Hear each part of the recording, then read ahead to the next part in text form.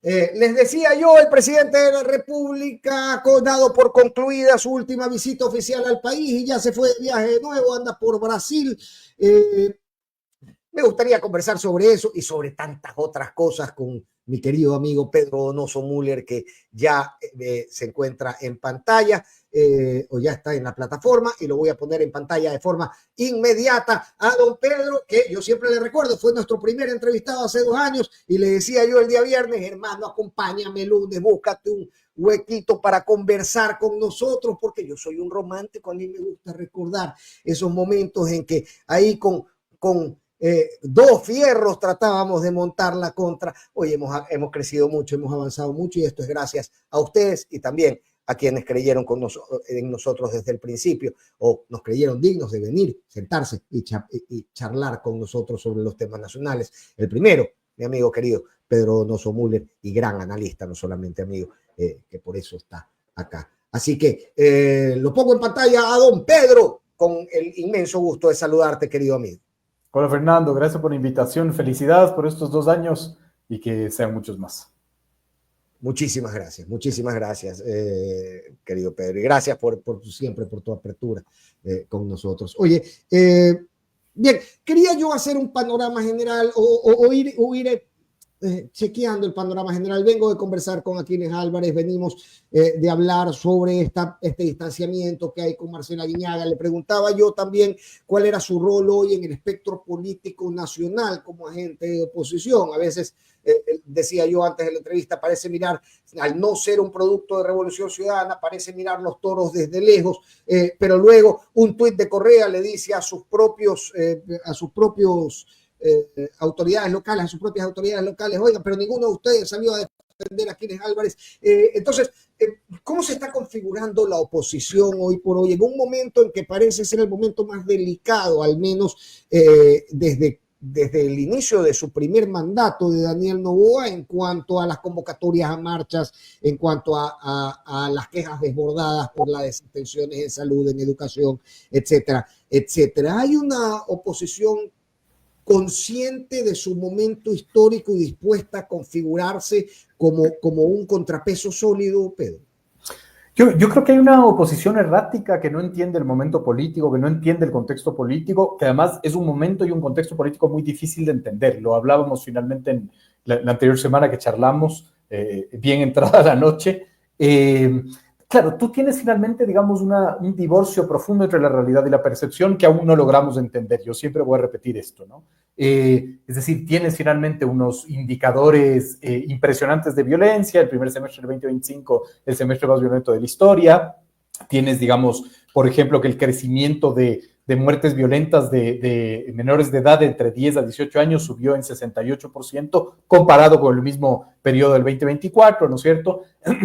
No tienes finalmente cédulas, no tienes placas para los vehículos, no hay medicinas en los hospitales, es decir, hay una realidad que es absolutamente acuciante y preocupante, ¿verdad? Sin embargo, la percepción es otra. Tienes un Daniel Noboa con una valoración, digamos, de gestión positiva muy alta, ¿no es cierto? El consolidado de la encuesta del CIES de julio, del 2 y 3 de julio, nos dice que aborda finalmente el 59.6% de valoración positiva, cosa que sí produce, digamos, una profunda reflexión.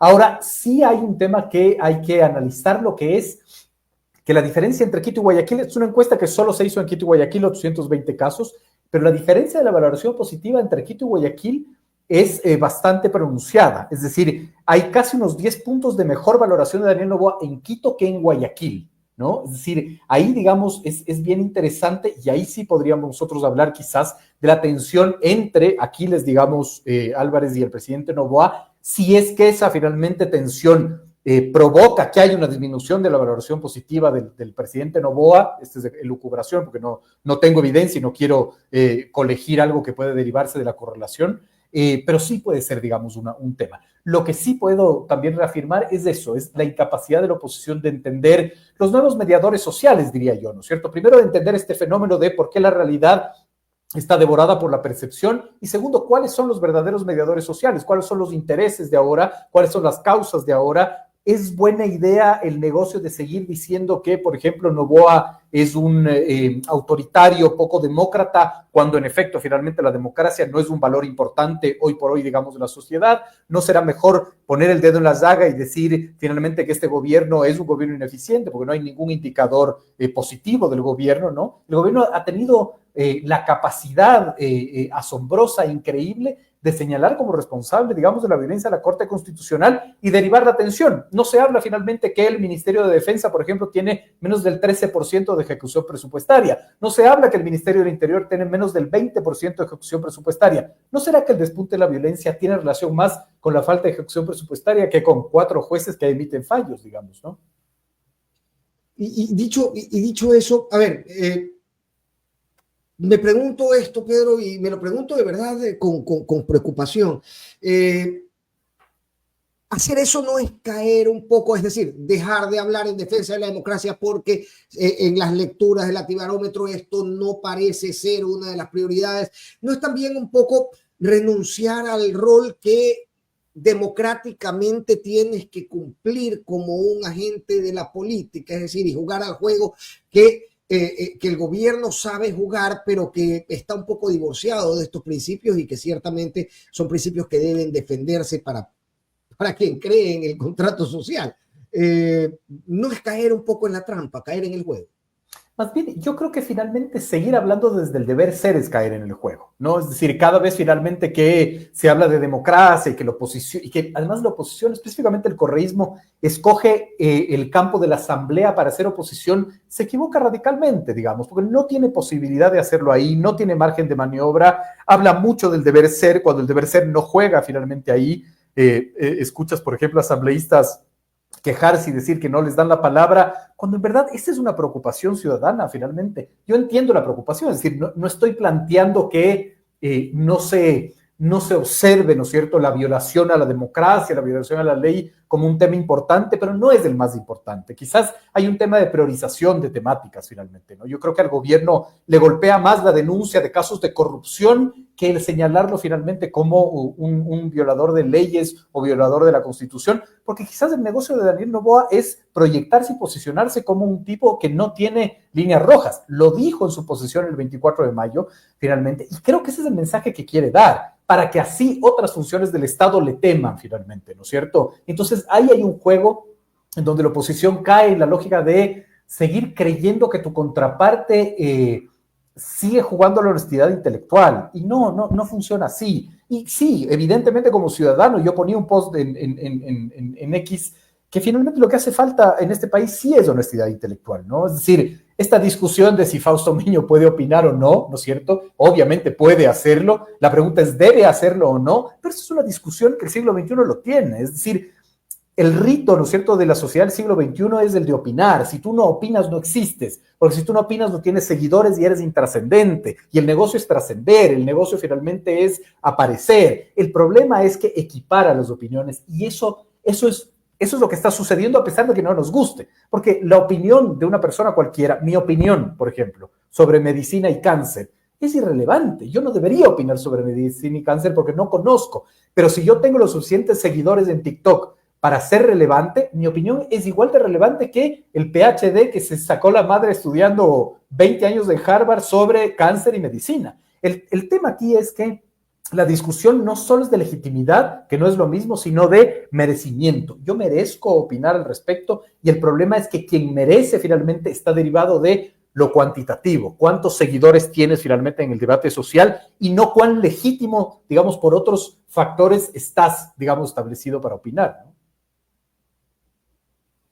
Ahora, esto más allá de alimentar esta era de la posverdad, ¿no? Porque existen estas verdades que van orbitando satelitalmente a todas nuestras redes sociales, y puedes encontrar una gran verdad energética en boca de un artista, puedes encontrar una profunda reflexión jurídica en boca de un médico, ¿no? Es decir, esto no exige justamente que sean los profesionales expertos en el tema quienes salgan a liderar la defensa de estos conceptos que al final marcan la vía de las sociedades civilizadas. Sí, ese es del qué. Creo que la equivocación está en el cómo. Porque esto es un proceso de largo plazo, es un proceso finalmente de, primero, entender la paradoja, ¿no es cierto? Esta es la era en donde más acceso a la información tenemos. El problema no es el acceso a la información, sino el acceso a la calidad de información, ¿no? Es decir, el problema no es que no tenemos acceso, ahora tenemos mucho acceso, pero al tipo de información. Entonces, queremos, por ejemplo, que la inteligencia artificial suple la generación de conceptos. No, la inteligencia artificial lo que hace es ordenar la información, que además puede ser falsa y que sigue, digamos, flotando en la nube, y te lo da a un tiempo rapidísimo, digamos, ¿no es cierto? Entonces hay gente que ahora pregunta a Grok qué es lo que tiene que pensar, opiniones políticas, etcétera. Hemos llegado a ese nivel. Pero claro, esto parte finalmente por lo que te decía. La opinión en el siglo XXI ya no es un derecho, ahora es una necesidad, con lo que eso conlleva. Es decir, con lo que conlleva finalmente el deterioro, ¿no es cierto?, de lo que estamos opinando, porque no hay honestidad intelectual. Pero Y no hay, apelar a que no hay alguien... responsabilidad, y no hay responsabilidad sobre lo que se dice, ¿no? Acabo de notar ahorita que hablabas, es eso, tú tienes ya una línea y estás convencido de ella, y luego le pides a Grok que te la dé argumentando, es decir, el proceso está completamente invertido para llegar a una línea, digamos, de convicción política. Absolutamente, pero además lo que tú planteas es cierto, es decir, ahora hay impunidad social. Yo puedo salir a decir cualquier cosa. Nadie finalmente me va a establecer, ¿no es cierto?, una rendición de cuentas de lo que yo dije. ¿Por qué? Porque además, y lo más grave de todo esto, es que estamos viviendo, además desde el periodismo, me voy a atrever a decirlo, ya no hay un periodismo de hechos, sino de dichos, finalmente. Ahora el titular es lo que el ministro dijo, pero te comes la frase el ministro dijo. Vamos finalmente al tema al inefable secretario de comunicación de Daniel Noboa, cuando dijo que abrieron las compuertas de Mazar. Varios titulares abrieron las compuertas de Mazar. No hubo un proceso, salvo un medio de comunicación que después, digamos, contrastó, no hubo un proceso de decir, perdón, ¿Mazar tiene compuertas? No. Ahora estamos finalmente en la lógica de construcción de titulares derivadas de los dichos, no de los hechos, ¿no? Entonces aquí finalmente un hecho se deriva de que alguien lo dijo, y eso de que se dijo ya es un titular que no, digamos, establece, digamos, una lógica de contradicción. Yo voy a comprobar finalmente que eso está establecido. No. Entonces, el tema un poco al que quiero llegar es, está entendido el diagnóstico, la pregunta es cómo finalmente reflexionamos sin seguir en el debate eterno, ¿no es cierto?, de el deber ser y la lógica en esto es lo que hay que hacer, etcétera, ¿no? Yo creo que por eso Noboa golea finalmente a la oposición. Ok, y la gestión, es decir, estamos desagradados en líneas generales con conceptos rígidos como democracia y etcétera, contrapesos, institucionalidad, etcétera. Gestión que yo le consultaba aquí, es decir, cuánto hay de disposición en quienes hacen gestión y fueron electos por otras organizaciones políticas de mostrar este contraste en la buena gestión local con los números casi catastróficos que arrojan algunos de los ministerios en cuanto a su gestión en el gobierno central. No, absolutamente, digamos, porque además estamos viendo que los indicadores sociales de miseria, de pobreza, de desempleo, de desabastecimiento de salud, de no acceso finalmente a la salud, de la muerte de bebés, ¿no es cierto? Está relacionado con el tema de la gestión, ¿no? Pero claro, el gobierno ha logrado finalmente que esto no sea un tema de gestión, que esto sea un tema de narrativas. Pero además, yo creo que el gobierno lo entiende y se aprovecha del desorden de las prioridades, ¿no? Y yo aquí voy a repetir esta frase de Byung-Chul Han, que dice, claro, cuando ya no es posible determinar qué tiene importancia, todo pierde importancia.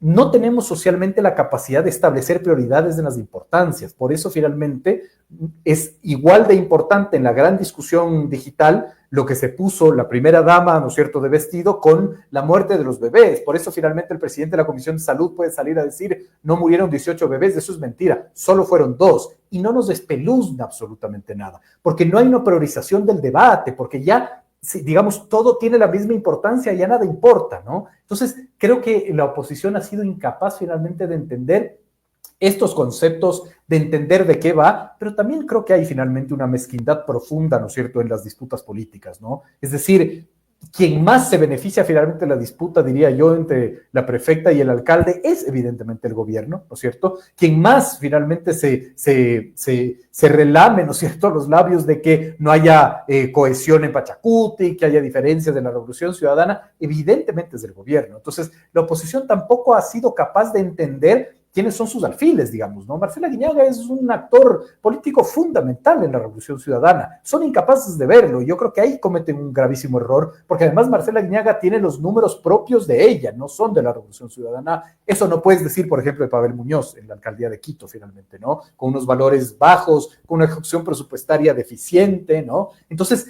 pero más allá de eso, cuando la oposición, específicamente la Revolución Ciudadana, decide que la oposición se haga en el legislativo, pierde, porque no entiende que la oposición no debe hacerse ahí. Quizás la oposición más constructiva, más, digamos, presente debería hacerse en los gobiernos autónomos descentralizados, en los movimientos sociales, ¿no?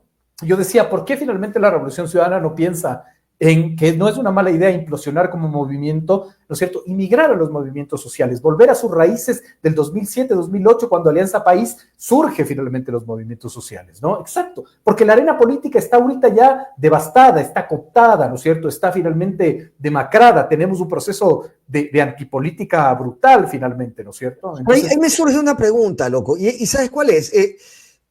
Y me lo pregunto mucho, yo no sé y no logro una respuesta, no sé cuánto más está en capacidad de aglutinar el gobierno y francamente no sé cuánto más está en capacidad de aglutinar la Revolución Ciudadana. Y cada vez siento más que hay una gran laguna en el medio que no...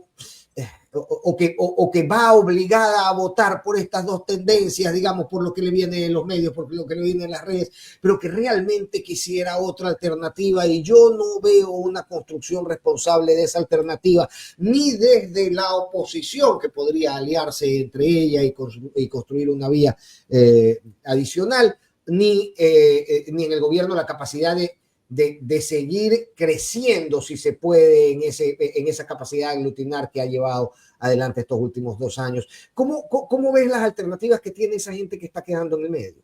No, absolutamente, digamos. La política es la acumulación, muy bien tú lo dices, ¿no es cierto? La acumulación que el gobierno pueda hacer. ¿Qué te da? ¿Qué herramientas tiene el gobierno para poder acumular? El Estado, evidentemente, la capacidad económica, estratégica, normativa que te da el Estado. Yo acumulo mientras tengo el poder. ¿Qué tiene la Revolución Ciudadana específicamente? Yo creo que la capacidad de acumular quizás el malestar, ¿no es cierto? Igual muy limitado finalmente, porque la Revolución Ciudadana tiene un camino, tiene mitos sobre sus hombros, tiene aforismos, decimos nosotros, sobre sus hombros.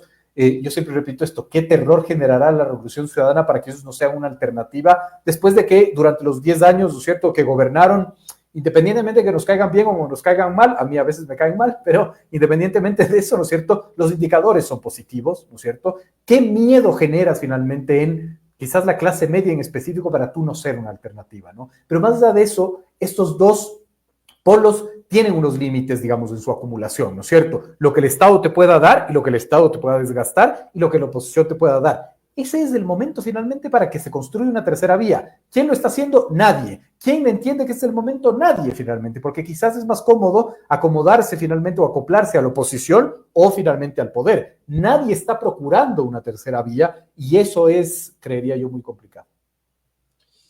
Y dicho eso, Pedro, ¿qué es lo que está importando en el país? ¿Qué es lo que importa? No importa la democracia como concepto, no importa la gestión, al final tú ves números de gestión que son paupérrimos y no se condicen con los números de aprobación del gobierno. ¿Qué es lo que importa? ¿Qué es lo que le está importando a la gente? ¿De qué forma o con qué receta se puede buscar aglutinar? ¿En qué códigos de lenguaje? Pero también con qué trasfondo, con qué motivación, núcleo principal para aglutinar. ¿Desde dónde rescatamos? Yo creo que esa es la gran pregunta, digamos, ¿no? Es como muy difícil ahorita entender, cuando yo hablo de mediadores sociales, hablo exactamente de eso, de qué causas ahora movilizan a la sociedad, o por último, movilizan a pequeños segmentos. Yo no sé si la sociedad ahorita es movilizable, digamos, ¿no? ¿Qué pequeños segmentos se mueven? ¿Cuáles son los nuevos códigos? ¿Qué entendemos ahora? yo creo que mucho de la respuesta sí puede estar en entender cómo fue el fenómeno de la pandemia, ¿no? Yo creo que, además, como eso, yo siempre te repito esto en las invitaciones que tú me haces, creo que como sociedad nunca entendimos que debíamos haber procesado lo que pasó, digamos, en el 20, en el 21 y en el 22, ¿no? Fueron 3 años donde nosotros vimos enterrar finalmente a los nuestros de la manera más grotesca y brutal que se pudo haber hecho. Sin embargo, pusimos bajo la alfombra y seguimos, porque el mundo te invita finalmente a no paralizarte y seguir produciendo. El mundo no puede dejar de producir. Creo que no hubo un proceso de conceptualización de aquello, que no, además nos pasa como sociedad. Nosotros no conceptualizamos, planteamos recetas finalmente, ¿no? Creo que no se ha investigado lo suficiente para entender cuál es el nuevo momento que nosotros estamos viviendo, cuáles son esos nuevos mediadores sociales, cuáles son esas nuevas causas, cuáles son esos nuevos códigos de lenguaje, cuáles son esos nuevos códigos simbólicos finalmente, ¿no? ¿Qué nos importa ahora? ¿Nos importa más la belleza, ¿no es cierto?, de quienes nos gobiernan ahora o finalmente la lógica y el pragmatismo de la realidad? Porque además solemos dar respuestas fáciles, ¿no? Cuando yo planteo esto, y además yo intento ser honesto intelectualmente y decir, no tengo la respuesta, no lo sé, siempre me dan respuestas fáciles, no las redes sociales, no el TikTok, no lo que sea, pero yo no estoy finalmente hablando de una realidad distinta o muy diferenciada a lo que vivíamos en el 2022, 2023, ¿no es cierto? Con estos indicadores, digamos, a Guillermo Lasso lo hubiéramos arrastrado hasta la Alameda finalmente, ¿no? Y no es así. Guillermo Lasso salió con unas valoraciones de gestión por menos del 20, digamos, por ciento y no nos dejó 14 horas sin luz, ¿no? Lo que quiero decir es, este es un fenómeno, incluso en la temporalidad, que rompe absolutamente todo, rompe paradigmas, te plantea nuevas realidades y nosotros no lo entendemos. Hace falta investigar muchísimo para entender qué es esto que moviliza quizás a la sociedad, partiendo por que quizás ya la sociedad no se quiere movilizar, ¿no es cierto? ¿Qué finalmente le conmueve, diría yo, ¿no es cierto? ¿Qué conmueve a la sociedad? Creo que no entendemos y no hay la suficiente evidencia para hacerlo. Y en una sociedad donde las convocatorias a las movilizaciones está desgastada, la participación en general, las agrupaciones gremiales, etcétera, hemos visto un despertar aletargado todavía de la academia en razón de ciertas críticas al gobierno, los sindicatos empiezan a despertar y a hacer sus convocatorias, pero es real que en los últimos años esa no ha sido una convocatoria que pueda llamar masivamente al reclamo popular. Lo es. ¿Tiene alguna incidencia en ese sentido, no? Si entendemos esto como una sociedad en general, ¿tiene alguna incidencia la convocatoria que hizo la semana pasada el presidente de la República contra la Corte Constitucional y de la que conversábamos en la noche y nos preguntábamos cuántos entendían realmente qué era lo que se estaba planteando en esa convocatoria, Pedro? ¿Cómo lo ves, ¿no? En cuanto a la posibilidad de que la calle de alguna manera responda o pase a ser un contrapeso de la gestión de gobierno? Digamos, a ver, creo que en efecto, y aquí hay que recordar en el 2019 quizás que es, o en el 22, que son los dos hechos finalmente que acalentaron las calles, te estoy hablando hace finalmente 3 años y 2 años, ¿no es cierto? No es mucho, 4 años o lo que sea, evidentemente la movilización de masas finalmente que nos estuvimos acostumbrados en los 90, creería que eso no se va a reeditar, quizás finalmente está muy fraccionada, ¿no es cierto?, muy establecido por segmentos poblacionales, ¿no es cierto?, el movimiento indígena, los transportistas, por ejemplo, en el 2019 nosotros siempre pensamos en el 2019 y pensamos en el movimiento indígena, cuando en efecto quienes movilizaron e iniciaron la movilización fueron los transportistas en Carchi, si recuerdan, ¿no? Entonces, nosotros establecemos, cuando digo nosotros desde ICARE, establecemos como un escenario de alta probabilidad que el calentamiento de las calles sea finalmente algo que pueda suceder, ¿no? No lo vemos, no lo descartamos. El punto es qué es lo que aglutina. Yo creo que el decreto 60, que es este decreto que despide 5,000 funcionarios públicos y reduce el tamaño del Estado, sí puede ser un aglutinador, es decir, la izquierda, los sindicatos del movimiento indígena pueden regresarse a ver finalmente con respecto a eso, si hay una correlación de causas ahí, ¿no es cierto? Y si es que el gobierno sigue, digamos, en ese andarivel, sí podría este caos, esta entropía política de la oposición estar quizás un poco más organizada y ordenada, ¿no? Hay que ver cuál es la reacción finalmente del gobierno frente a eso, pero en ese sentido, ¿no es cierto?, creer que la movilización social va a ser un efecto, digamos, como fue en los 90, creería que es muy ingenuo pensarlo, ¿no? ¿Y cuánto de eso puede ser espontáneo? Porque hablamos de gremios, hablamos de organizaciones políticas tratando de articular una presencia en la calle. ¿Cuánto puede ser de espontáneo? ¿Cuántas de las manifestaciones que hemos visto en los últimos años han germinado de forma espontánea por el rechazo de la gente a un gobierno o alguna decisión de gobierno? Yo creo que espontáneo no, creo que es como muy difícil, creo que lo último espontáneo que pudimos haber visto era la revuelta de los forajidos, digamos, yo creo que eso no se va a repetir, que además también hay ingenuidad en creer que eso es espontáneo, digamos, ¿no? Es decir, siempre finalmente va a haber algún tipo de grupo de poder que movilice, ¿no? O sea, me parece que eso es evidente. Creo que no, creo que la espontaneidad estará en otro ámbito, estará en otro lado, no creo que hay una lógica, además de movilización en ese sentido. Creo que el gobierno ha sido estratégico y absolutamente hábil en cooptar finalmente incluso movimientos sociales. Hay que ver cómo la CONAIE reacciona, hay que ver finalmente qué línea sigue el presidente de la CONAIE, ¿verdad? Mucho de esto es heredado por el correísmo vino y desarmó los movimientos sociales y finalmente ahorita es presa, ¿no es cierto?, de su propia acción, y hay que decirlo también. Lo que sí, digamos, es bastante preocupante, y eso es tragicómico para el Ecuador, es que, claro, tampoco tienes estamentos sociales que, independientemente finalmente de que sea una movilización o no, puedan alzar su voz, ¿no? Es decir, ahorita estamos viendo una reforma tributaria, ¿no es cierto?, que te establece un porcentaje altísimo de impuesto a las utilidades, ¿no? Eso lo está discutiendo ahorita en la ley de fundaciones, ¿no es cierto? Yo no he escuchado, digamos, una crítica de parte de los gremios empresariales en este país, es decir, no se ha dicho absolutamente nada al respecto. En otros gobiernos, digamos, habrían marchas, ¿no es cierto?, lazos negros, habrían comunicados, ¿no? Ahora no se ve finalmente, no se ve, quizás más que una oposición bastante débil, el rechazo, por ejemplo, de la minería a la tasa minera, por ejemplo, no lo ves. Entonces, hay mucho desorden, hay mucha confusión, la narrativa no está clara, hay mucha adhesión a este gobierno de parte de las élites. Cuando yo digo élites no lo digo despectivamente, digo grupos de poder, del empresariado, por ejemplo, del empresariado minero, etcétera, y hay mucho desorden. La gran pregunta es, ¿el caos se llega a ordenar algún rato? Sí, se llega a ordenar algún rato. ¿Quién ordena el caos? Esa es la gran pregunta, porque si quien ordena el caos es el gobierno, es beneficioso, digamos, para la construcción de gobernabilidad en estos 4 años, diría yo, ¿no?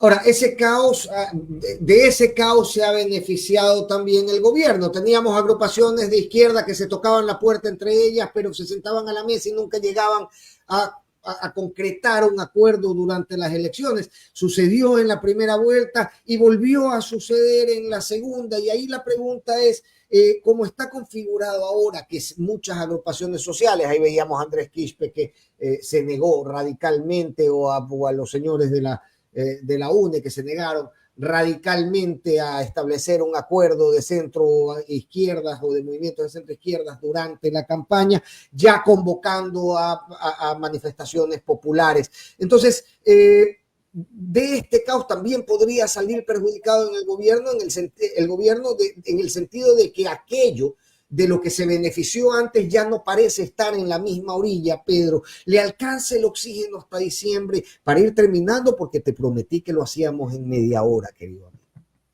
Esa es una gran pregunta. La pregunta es ¿hasta cuándo? Porque finalmente el divorcio entre percepción y realidad, o sea, eso dice el manual, digamos. Ya a veces estoy tan desconcertado que no sé si seguir aplicando, pero el manual te dice finalmente que el desgaste político está y que hay fecha de caducidad para tu suerte, que no es suerte, que también es estrategia, pero hay una fecha de caducidad. ¿Hasta cuándo? ¿Hasta cuándo la acumulación, digamos, empieza a disminuir y el desgaste empieza a aumentar? Esa sería la gran pregunta. ¿Estamos en un punto de equilibrio? ¿No estamos en un punto de equilibrio? ¿La acumulación es mayor que el desgaste? Es como supremamente incierto, porque no hay la capacidad de entender finalmente, ¿no? Tiene que haber un hecho político, un hecho social bastante complicado para que quizás la acumulación empiece a disminuir y el desgaste empiece a aumentar, como por ejemplo lo que podría ser apagones. Sin embargo, vimos en el anterior, digamos, año, ¿verdad? Y el presidente Noboa ganó con 1.3 millones de votos a su contendora. Entonces, es como muy difícil. Yo te diría que el manual te dice que sí, que en efecto hay una fecha de caducidad, que en efecto, digamos, hay un tiempo, pero estamos viendo, digamos, este fenómeno que es casi inentendible, ¿no? Oye, se habla mucho del odio y yo creo que es una constante, ¿no? Cuando tú ves, incluso a veces aquí uno no siente que ha dicho nada que sea muy cuestionable o muy insultable, vamos a hablar en los términos de ahora, pero la hazaña y el odio en algunos comentarios se percibe, se siente, es cuestión de leerlos y estos pueden venir desde cualquier ángulo del espectro político, desde cualquier vertiente. ¿Cuánto nos está afectando esto para entender nuestra real situación, nuestro real escenario para la toma de decisiones?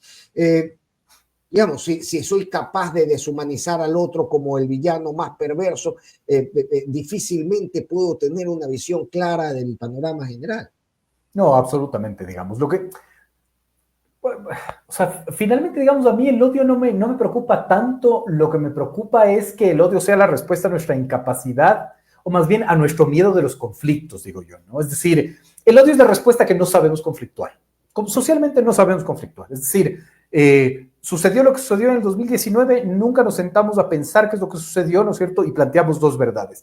El movimiento indígena destruyó Quito y el gobierno, digamos, neoliberal quiso destruir a todo el mundo. Es decir, somos incapaces de entender que el conflicto es parte neurálgico de nuestra democracia y que conflictuar está bien, que en la mesa de la cena hay que hablar de política y religión, evidentemente, pero que hay que saber finalmente conflictuar. El conflicto es básico. Lo que pasa es que no entendemos las válvulas de escape de ese conflicto. Y siempre finalmente va a ser la violencia digitalizada, verbalizada o física la que responda finalmente a la válvula de escape del conflicto. Y eso es lo que en verdad hiere, digamos, a la sociedad, porque tampoco tenemos estamentos, y ahí viene, digamos, la incapacidad de la academia, la incapacidad de los gremios, de los sindicatos, de la élite cultural, de entender finalmente que necesitamos procesos de acompañamiento, de tratamiento de los conflictos. Está bien no estar de acuerdo, está bien finalmente tener, digamos, visiones distintas. Lo que pasa es que el tratamiento del conflicto tiene que ser distinto, el tratamiento del conflicto tiene que estar transversalizado por la honestidad intelectual. Es decir, tenemos que decir finalmente que una opinión no es análisis, que si yo doy mi opinión y es una opinión descontextualizada y no formada, mi opinión no sirve. No, las opiniones no son respetables, eso es un error finalmente. Que tú, respetar tu derecho a opinar, eso es otra discusión, pero tu opinión, si está basada en mentiras, en fake news, digamos, en cálculos errados, ¿cierto? Esa no es una opinión, esa es una mentira, ¿no? Entonces, me parece que no tenemos la capacidad de conflictuar. Ya el odio creo que finalmente es una emoción, ¿no? Y quizás lo que puede provocar el odio, eso es otra discusión. Claro, y lo que se manifiesta de la frustración que uno lleva por dentro, justamente porque hemos perdido la capacidad de sostener un argumento y se lo cargamos en las espaldas a Grok, como decíamos al inicio de esta entrevista, que ya termina, querido amigo, porque te he ofrecido terminarla pronto por tu agenda. Igual muy agradecido siempre, hermano querido, de que hace 2 años cuando iniciábamos y nos estaban viendo 3 personas y hoy, hermano, que somos más de 1000 los que han seguido esta transmisión en vivo en algún punto. Así que mi abrazo gigantesco, querido Pedro, por acompañar este medio en los 2 años que tenemos. Te agradezco mucho por la invitación. Sigan adelante. Creo que hace falta tus videos. Creo que hace falta muchísimo tus videos. Creo que el humor también disuade, ¿no es cierto? Humberto Eco siempre decía, no se puede temer de a lo que se puede burlar. Entonces me parece que es importantísimo retomar eso. Así que te felicito y sigan adelante. Les mando un abrazo. No has terminado de decirlo y ya tengo a la gente de la Pro. Sí, te decimos que sí que no. Mano, es que el estado de ánimo en el que nos tiene este país hace difícil realmente levantar videos de humor, pero tengo ese compromiso, tengo esa convicción, querido amigo. Así que pronto los verás de nuevo al aire. Promesa para ti, querido amigo. Excelente. Un abrazo. Chao, chao.